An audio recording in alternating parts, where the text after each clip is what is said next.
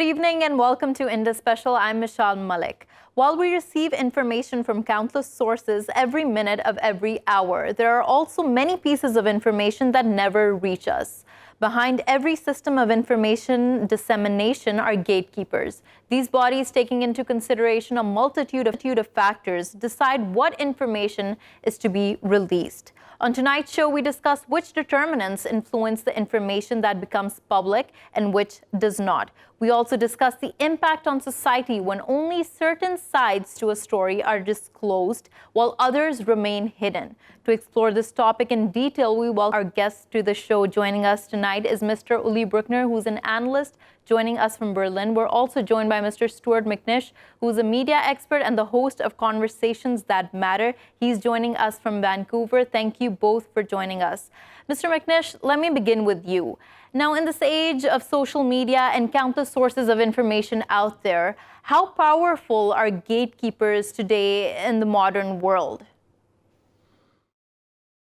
Well, gatekeepers have always played our role. I think the question as a consumer of news, and also if you're a producer of content, such as being a journalist, you have to recognize, well, what is the focus of this media outlet?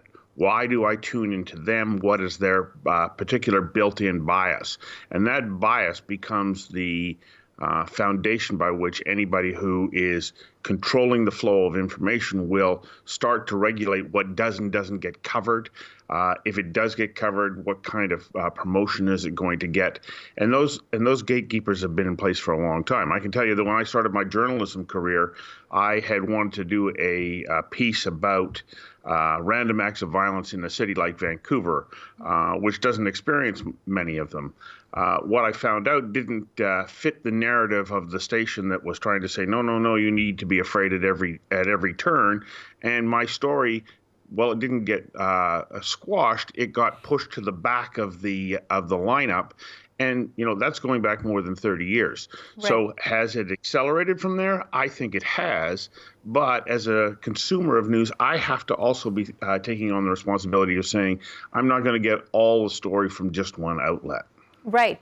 And that's an important point there, how the consumer of news also has to play an active role in this process and not just sit there and think that one news outlet will give them the complete information or complete side of the picture. But the fact that you also mentioned that the role of gatekeepers and gatekeeping in general has accelerated till then, that's an interesting point. And Mr. Brueckner, I'd like your take on that. Do you think in society now you find more gatekeepers and more channels that are trying to prevent information to get to the consumer? And this doesn't just mean news organizations. Well, what we face is a much more complex picture of who provides information and what is necessary to understand what is information and what is reliable information. When I look at Germany after World War II, we had two public channels, and this was basically what formed public opinion. People watched the news and took it for granted what they see in a 15-minute summary of what was considered to be relevant. Now we have multiple sources, we have non-partisan organizations, we have public media, and we have a different form of gatekeeping, which is the market, because media that want to sell try to attract public attention by sensationalizing news, and that is a different filter from a political filter system as in autocratic systems. Right. And with that, you're saying that, there is truncated information and agendas are being served. But what do you think are some of the factors that gatekeepers need to keep in sight while they choose information to let go of and which information to pass through? Well, it totally depends on what systems are we talking about. If we talk about Western-type democratic systems that are committed to pluralism, it matters a lot to have a range of options to choose from and to give citizens a chance to form an opinion that is based on reliable information. That implies that there are quality sources and not just something like echo chambers in which people compete with fake news and lies and constructed realities that address people's fears or address people's emotions and not necessarily their brains to form an opinion for a politically active member of a democratic system. Right. And you're talking about the democratic system here and the liberal Western democracies. And something that I want to ask Mr. McNish regarding this is that, do you think the tide might be changing? At first, it was that all opinions should have equal weightage. They were given a room for freedom of expression. But now we're also seeing some very influential and harmful opinions making way and making space on social media and other platforms. Anti-vaxxers are just one example of it. Do you think with all this that is happening, gatekeeping is in fact almost necessary now more than ever? Well, I don't know how you're going to be able to control it across a wide range of media outlets. You know, you talk about it as though this is new. It's not new. If we go back more than 100 and some odd years, particularly in North America, you take a look at the city of New York. In the 1880s, 1890s, there were more than 70 newspapers in New York City alone. And each one of those papers had its own perspective, its own journalistic lens. It wasn't until we got into the early part of the 20th century that there was this kind of sense of a collective consciousness. As your other guest pointed out, you know, after the Second World War in Germany, there would have been 2 stations. And so there was kind of a collective consciousness that came around that. But as multiple channels started to expand out and offer different perspectives, viewers started then to tune into that. And you hope that, as your other guest pointed out, it isn't an echo chamber, and that people will reach beyond that. But I think that, you know, a big part of this, one of the gatekeepers, is the actual viewer themselves. But it's not limited to them. There are a tremendous number of organizations that also step up and say, I don't like the fact that you're covering this. So my current show right now is associated with a university here in British Columbia, and there are people who, within that environment, look at the channel that I am creating content for, and when I create a story that doesn't fit with their narrative, they jump on me. And so are they acting as gatekeepers as well? So it's not just authorities, it's not just the business or the media outlet owners. It comes down to associates, different communities, and the viewer themselves. I think we all have a responsibility in this. Right, but do you think everyone has the same amount of power to control the information that's coming out? Well, of course not. You know, when you're at Facebook, let's say, which is clearly a powerful influencer, they have algorithms that what they're doing is they're watching what you're consuming, and then they want to feed you more of that. You know, going back to that concept of the echo chamber, I know, for example, that Facebook attaches its apps to a wide number of different information aggregators, and at the moment you log on, they start following you, and they're paying attention to what it is that you're consuming, and that's what the diet that they start to feed to you. Right.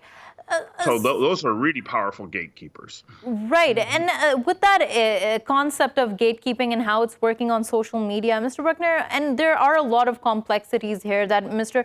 McNish just pointed towards. There's not one dynamic at play.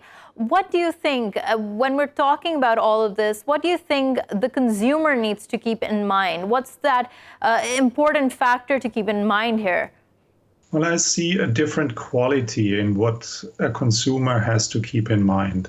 In the past, the ideal was we have different sources, we have different tendencies, we have different type of gatekeepers, political ones as well as the market-driven ones.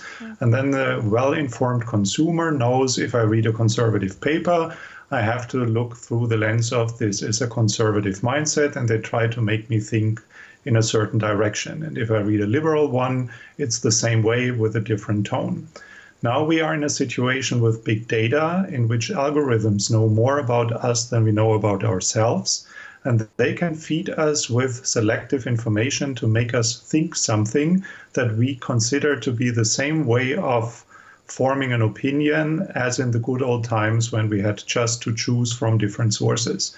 And this is much more dangerous for the functioning of a Western-type democratic system, that if we don't know why we form a certain opinion and why we are afraid of something... Is it that they're helping us form certain opinions, or they're just helping us cement certain opinions we already had? Because algorithms, the way they're working, they almost feed off of the information you've already searched about, and then they keep on moving in that direction. So is it cementing certain opinions that viewers already had?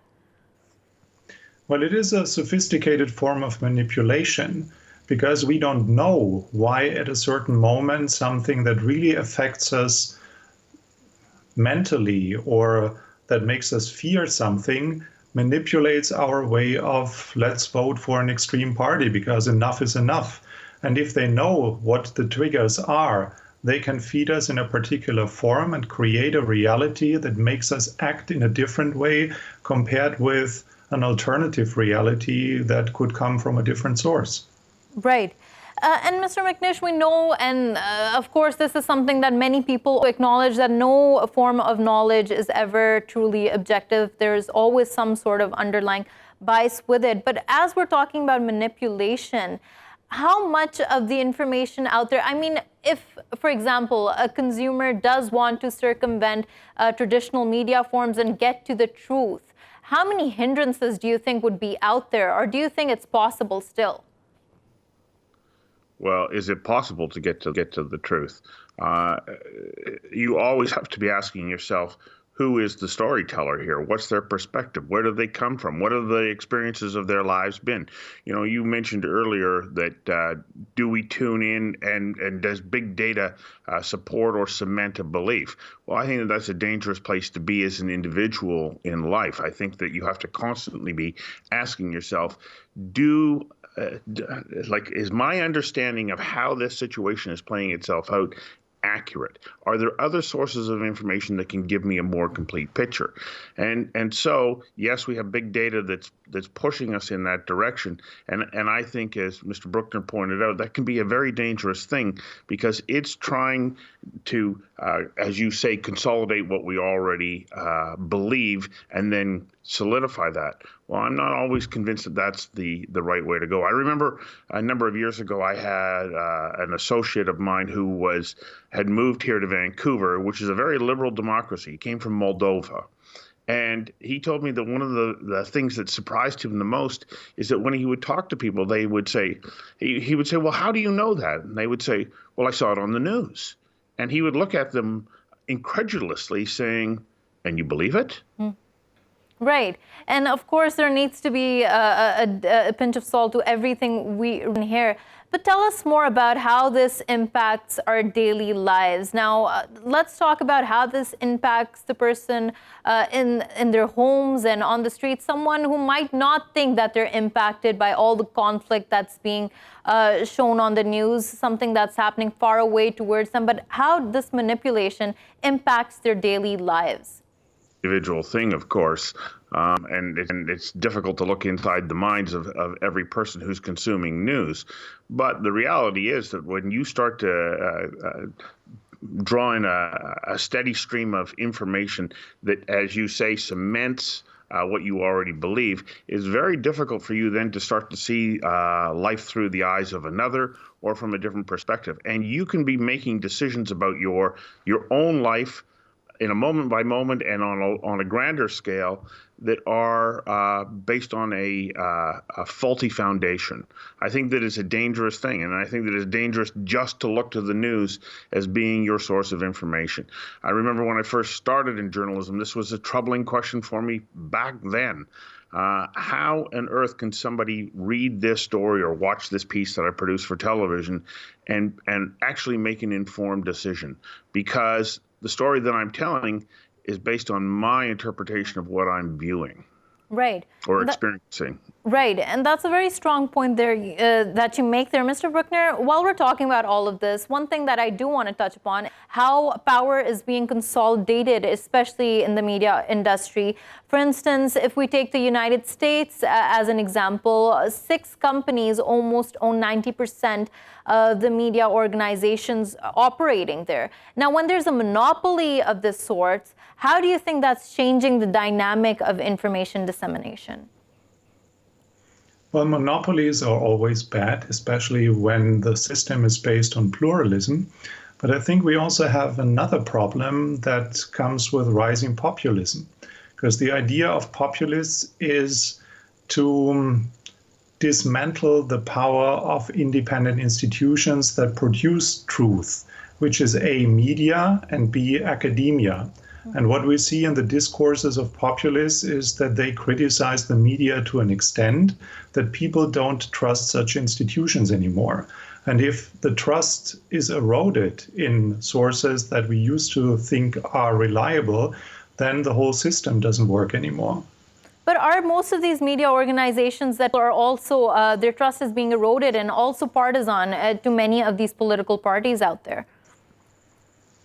While in Germany, for example, we still have independent quality media, and they sharply criticize the political system, not to an extent that they question the Western-type democratic system as such, but they criticize within and act as the 5th pillar of a functioning democracy.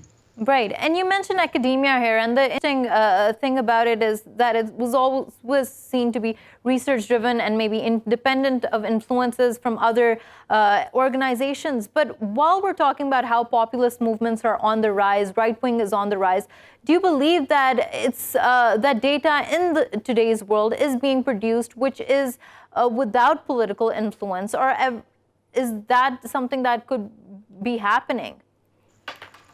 Well, of course, everything is political because it's like a tool. You cannot criticize the hammer for being either a torture instrument or something that can fix a problem. And the same goes for media and the data that are provided. And in such a situation, it totally depends on the working environment for independent institutions to continue to provide truth, because otherwise our systems don't function at all, because there is no chance for a citizen to inform him or herself in a way that is required for the functioning of our Western-type democracies. Right. Mr. McNish, a guest I had earlier once said that in this day and age, the purpose isn't to build a narrative, but it is to create confusion. And with that confusion, it becomes more and more tough to maneuver and find your way through. Now, moving towards the future, do you believe that there will be a way to move past the confusion? We have fake news, we have different sources that are unverifiable. Governments are trying to fight fake news, violent content. There are so many players in the picture here. Do you think there is a way to maneuver through the confusion? Well, I think that it is the work of many independent journalists who have reached a point of frustration in their own careers where they're saying, these are the stories that I want to cover, but the media outlet, for whatever reason, is saying, no, that's not our agenda. And it could be simply that the marketplace doesn't support them, that channel doesn't support them. But it then comes down to, as I did here in Vancouver, I am not getting what I want. I don't have access to the information that I think is important, and I'm not getting it in a way that allows me to hear conflicting perspectives in a respectful way. So I went out and created my own program. Right. Well, 20 years ago, I couldn't have done that. And so even though I take a look at Facebook and they don't do a very good job of promoting what I do, they want me to pay to promote it. It still gives me a channel. So does YouTube and Google search engines and on and on and on. Like my show shows up all over the place in a way that I never would have had access to 10 years ago and beyond, of course. And so I think that there are opportunities, but it's not easy. And it takes a persistent and consistent effort on people who care about issues and want to make sure that there are a wider array of voices that can be heard. And Mr. McNish, you mentioned here how with you and your students, there's a two-way engagement process. Tell us how important you think that is and how vital it is for a growing and flourishing society. What, to have engagement? Two-way engagement. If there isn't, pardon me? Two-way engagement. Well, yes. If you don't have that give and take, you as a speaker also don't know whether or not what you're saying is relevant to your audience. You can live in your own little bubble and say, this is what I believe in. And, you talk about gatekeepers, it could be you as an individual. If you're not opening yourself up to having that kind of discourse with people from a wide range of different perspectives, well, then how do you even know that what you're doing is accurate as well? Right. Mr. Brueckner, last question to you. Now, while we were talking about all of this, just give us a sense of how important do you think it is for people to control information for the sake of having power, for the sake of being in a position where they can make situations what they want to be and how they want them to be? Well, everyone will try to maximize power to keep a certain narrative going. And we in Canada and in Germany are in a very privileged situation where we still have a lot to choose from and we can switch to alternative sources. But there are places in which the internet is Facebook. And I strongly believe that we need to regulate something on a global scale. And corporations that were strictly against regulation like Facebook or Google are now much more open to discuss under what conditions they can live up to the responsibility they have for what is going on the ground if they provide something that people consider to be the truth, but it is a certain form of manipulated information. And I think this will be the next stage where this anything goes will be changed into something like a regulated framework in which social media act. Right. Whether this will be enough to protect the freedom of speech remains to be seen. Right. And on that note, thank you, Mr. Ulie Brueckner, for joining us. Thank you so much, Mr. Stuart McNish, for joining us. We're going to take a short break. When we return, we're going to talk about the people around the world who blow the whistle on corruption, scandals to the dirty secrets of governments. Stay with us.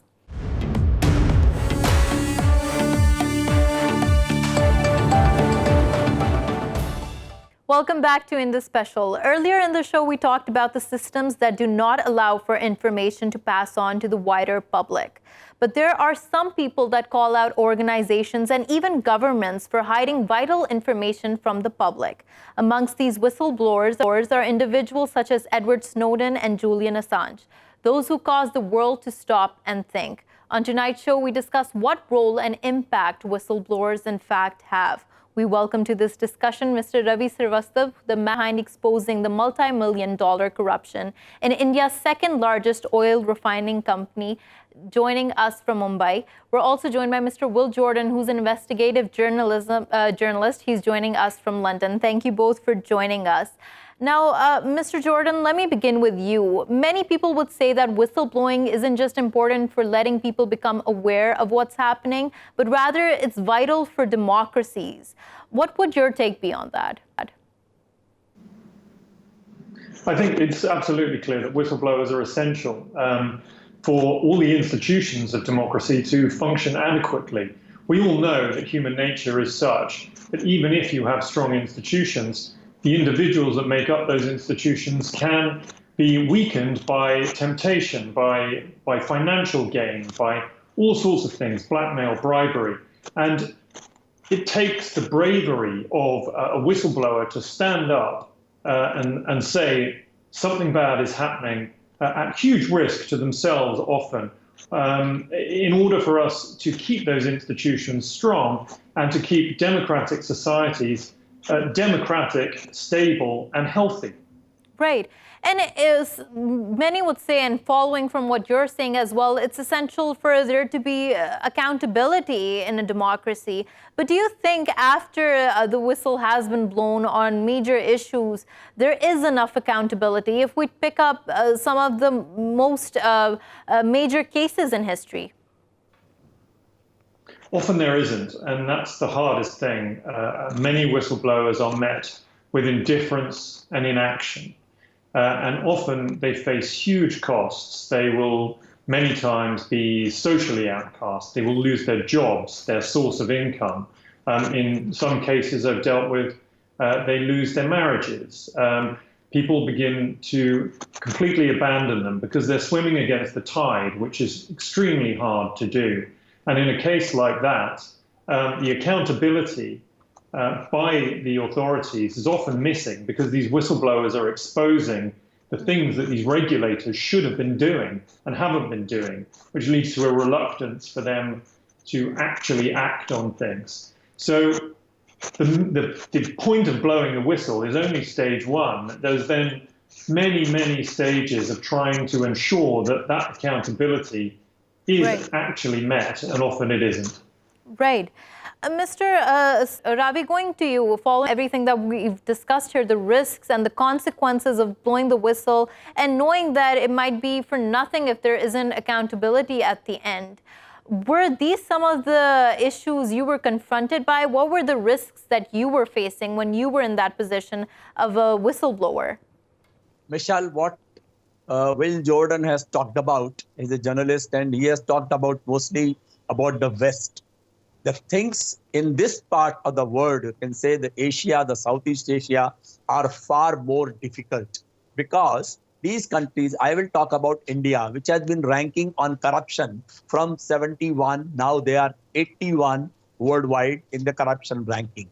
In these countries, anybody raising a whistle against the corporate frauds in the government, it's a very, very risky thing because there are no laws to protect such people who speak truth or who highlight any deficiency, corruption, bribery within the particular corporate. I had been a victim of it. I have done it. There have been people, there was right to information law was incorporated in India in 2005 by the then UPA government, and that helped people to obtain information from the government, and basis that they could highlight various corruption nexus between the corporates, bureaucrats, and the politicians.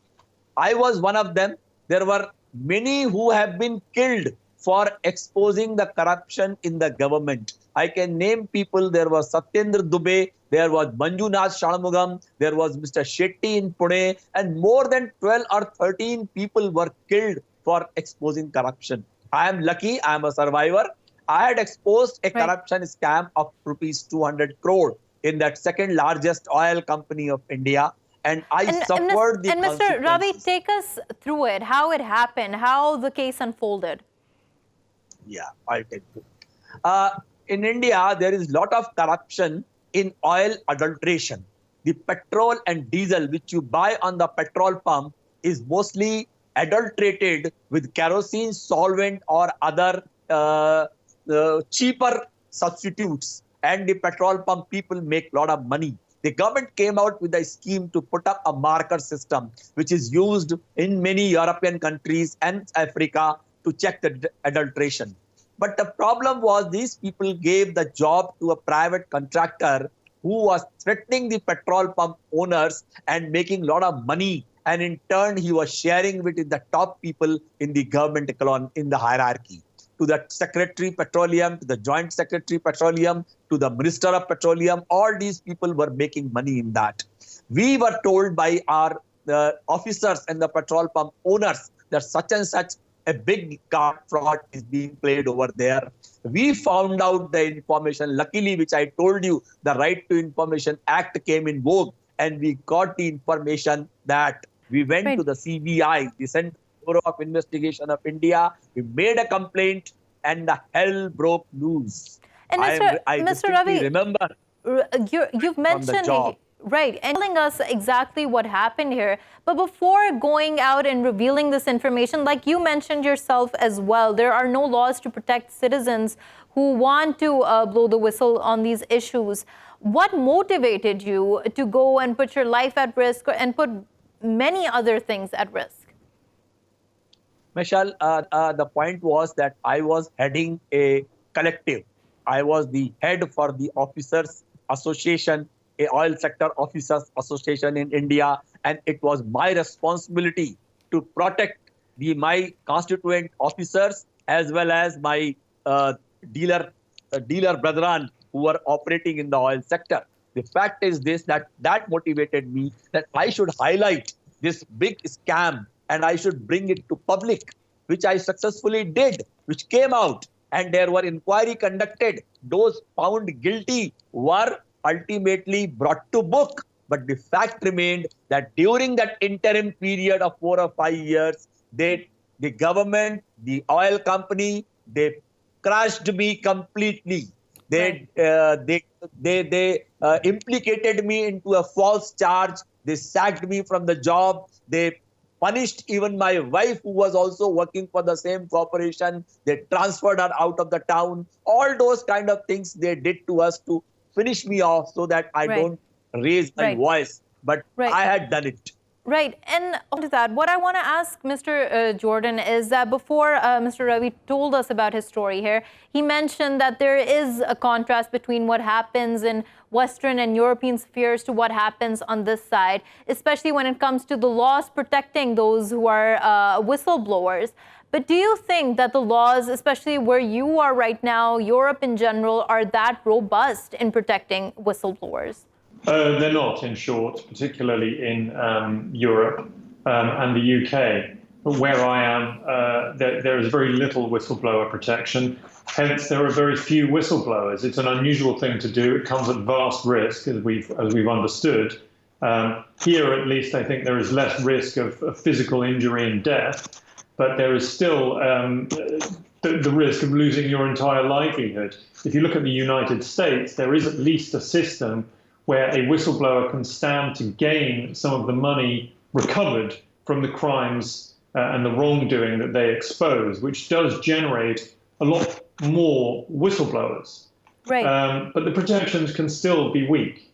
And the problem with weak protections is that people just simply can't afford to take the risks, and the dangers are too great. And if you look at other developing nations where there is little or no democratic institutions or few democratic institutions, then whistleblowing is hugely risky. It can't be done. Right. And Mr. Jordan, I'm curious to know, for your specific occupation as a journalist, what do you think happens when there are weak laws, as you've mentioned before, for your occupation specifically? Well, various things happen. One, there are fewer whistleblowers, fewer people come forward, fewer crimes are exposed, and less wrongdoing is exposed. Everything is brushed under the carpet. That's the result of that sort of thing. Journalism works primarily from two things, and that is human sources and whistleblowers. The difference being that a source normally gives you information because they have an agenda. It benefits them to release the information, whether that be that it harms their enemy or it benefits them directly. That's why they release the information. Whistleblowers, on the other hand, release information that doesn't benefit them, that's going to actually cause their lives harm. And that's what makes them so unusual and so valuable. And really, they are the absolutely central currency of journalism, particularly investigative journalism, and essential, as we talked about, to the basic institutions of state. Right. And you being in London right now, and UK law in general, in 2016, it introduced the Investigatory Powers Act, which was supposed to give a government legitimacy for, gathering data and information. And that's supposed to be one of the major roadblock in whistleblowing and for journalists. So it doesn't even seem that laws are becoming more robust. It also seems that laws are becoming more regressive. Indeed. And I think actually many of the laws in Britain at the moment are becoming more regressive. If the government and the authorities in general are able to monitor individuals who are trying to do the right thing, then there is always the risk that the data gathered on them can be misused by corrupt police officers, of which we know there are many. or by corrupt individuals within any government agency if they have access to that. So there is a huge risk there if the proper and correct safeguards are not in place for the data that is gathered.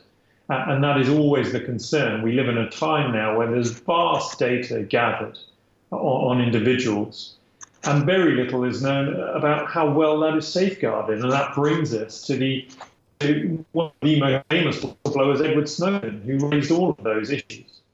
Right. And on that point, Mr. Ravi, I want to ask you is, with all of this going on and with governments also having a greater crackdown on dissent, not just in this part of the world, but at the world at large, how should people react to this situation? And what do you think should happen to individuals who want to speak up? Should they continue to do so when it might cost them their lives? Meshal, you rightly said it. The fact is that no government in the world, frankly speaking, would like to have the proper transparency and expose. I mean, they are scared. They are scared that they will be caught and there will be problems with them because the politicians do fear. I'd like to mention the US has got very strong witness protection law. And that's the reason that there, people do speak up. They open the journalists also. They expose a lot of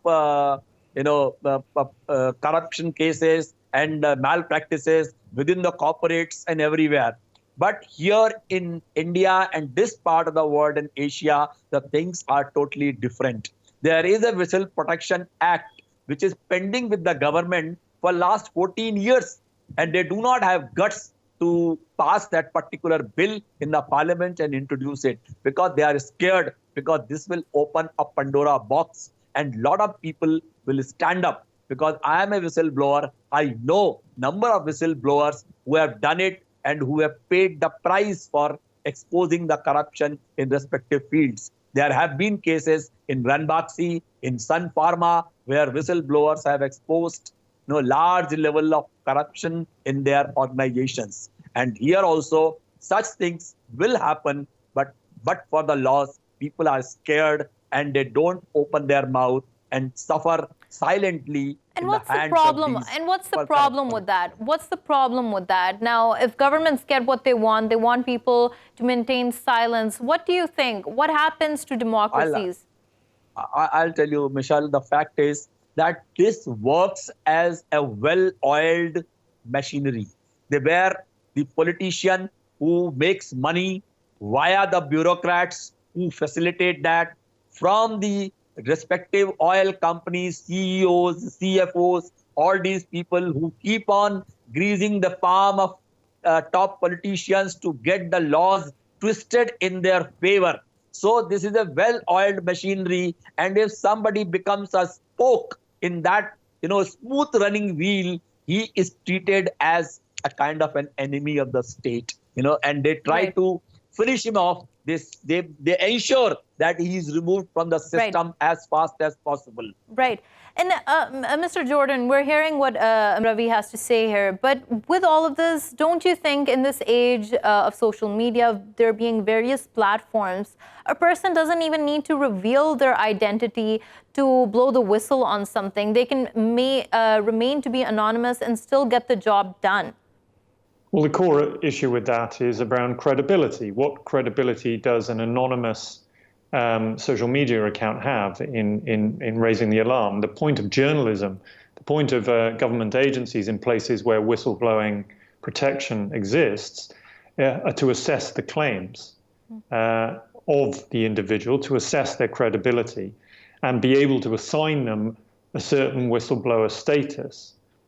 Now, that can't happen. So I agree with you. You can release information online, but you could just as easily be a hacker from a rival government. The information could be fake. There are many things that mean that simply, blurting out all the information online doesn't work and hasn't worked, because there's very few times when we've seen any story really gain traction from that approach. But isn't it so that sorry to interrupt there, that the whistleblower's identity and his or her credibility is always undermined? Either they're labeled as being a foreign agent or someone who's working against or with some specific agenda. Isn't that always the situation? Unfortunately, I think it is. And if we do take the Edward Snowden case, Snowden is, in a sense, the perfect whistleblower. He was very level-headed. He was very cool and calm. He gathered all the information. He only released what was relevant. It was very, very good whistleblowing. Most whistleblowers aren't as clear-headed as he is. They have difficult emotional problems to deal with. They do feel that what they're releasing is the most important thing in the world. And whilst it might be important, it isn't always extremely, extremely important. But they do deserve protection. Snowden was smart enough to realize that he was going to be the focus of the story, whether he liked it or not. So he chose to out himself. He then fled to Russia, which of course led to allegations that he was a Russian agent and this, that, and the other. It is always the modus operandi of those pitted against the whistleblower to right. So what do you... Who comes forward and blows the whistle will be discredited regardless of their background. Right. So it's clearly a messy situation either way. If you don't blow the whistle, you have to live with the guilt, or you have to be witness to so much stuff that's happening. And if you do blow the whistle, there is many, many consequences to that as well. So how do we find a solution or some way to reconcile both of these for the future? Well, ultimately, governments are the ones who have the power. And governments are the ones who claim, at least, to want well-run and well-governed countries and institutions. So it is for them to provide the whistleblower protection legislation that is needed. And then people can at least have some feeling that if they do come out with what they believe is information that is in the public interest, that exposes wrongdoing, corruption, criminality, that they can be protected from those their information implicates. Right. Often that isn't the case. And if it can't be the case, they cannot blow the whistle, and we cannot clean up the body politic. Right. And on that point, thank you so much, Mr. Will Jordan, joining us from London. Thank you so much, Mr. Ravi Srivastav, for joining us. Thank you for watching Indus Special. We will see you again tomorrow with more stories. Till then, goodbye and take care.